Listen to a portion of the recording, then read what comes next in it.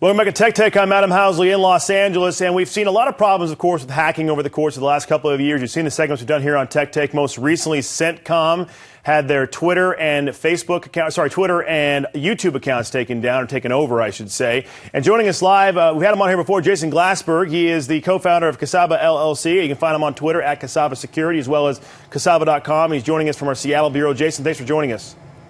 Hey, thanks for having me. Now, the president unveiled a plan, we know, talking about the security threats and to go after. We know that the military has a number of different cyber commands. We've done the story here on Tech Take about how the FBI and certain law enforcement agencies have their commands. I guess my question to you, the first one would be, are we going to be worried here about a stovepiping situation where we saw with some of our agencies who failed to get the information before September 11th, where you have everybody going straight up, basically, and no one's talking to each other?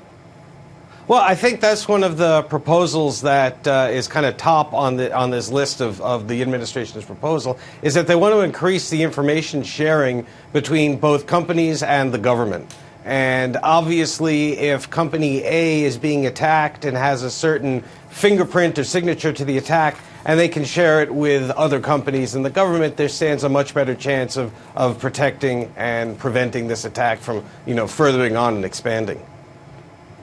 You know, Jason, we put together a cheat sheet basically for viewers at home to give them an idea of what the president has proposed, kind of like an outline basically. We can go to that now and talk about that.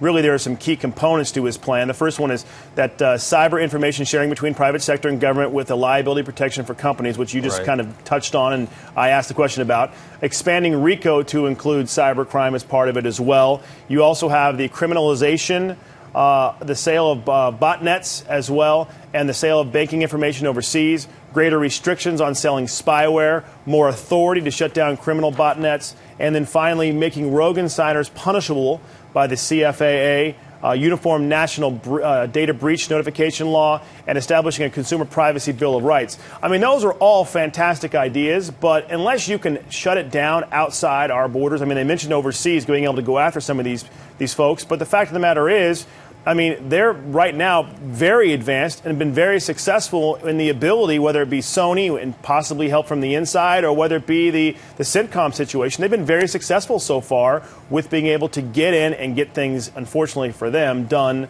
and in the hacking situations.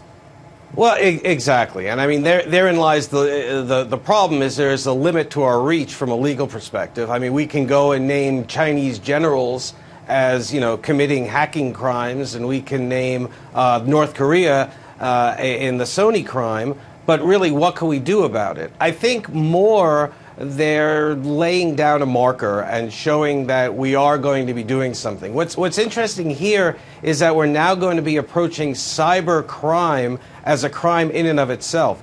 Previously, these crimes were prosecuted under different statutes, whether they be fraud or something of that nature. But now we're going to be taking cybercrime seriously as a criminal activity and punishable as a cybercrime. What's interesting, though, about these proposals, I think, is that while on their face they make common sense and they seem to be perfectly rational, the problem is going to be the devil's in the details. You talk about one, for example, shutting down the botnets, giving the courts more authority to shut down these botnets. That's fine. But really what a botnet is are individual unsuspecting users having their computers infected by these malicious pieces of software. If you go and shut down these botnets, and if a court orders a botnet shut down, you could potentially shut down thousands or if not tens of thousands of people's computer in effort to shut down this botnet. So I think these proposals are going to be interesting to see what the details are of their implementation. Well, you touched on something there. It sounds great in theory, but again, we're playing against an opponent or opponents that could potentially be one person.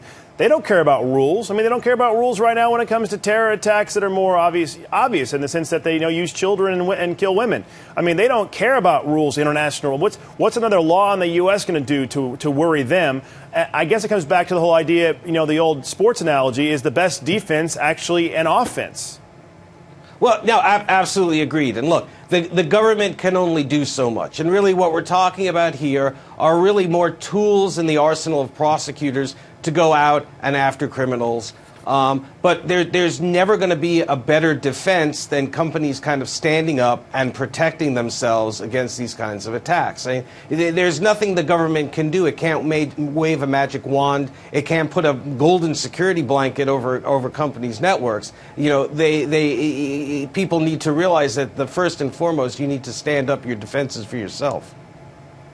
Right. Jason Glassberg, co-founder of Kasaba. You can find out more about Kasaba online at kasaba.com. Also, you can follow them on Twitter at Kasaba Security. Jason, we appreciate you joining us from Seattle as always. And obviously a topic that's going to continue week after week, and just going to see how, I'm really curious to see how these agencies and private companies work together and if they do at all, because we're not seeing that really on the international scale when it comes to fighting terrorism overseas. I mean, can we do it on the cyber scale?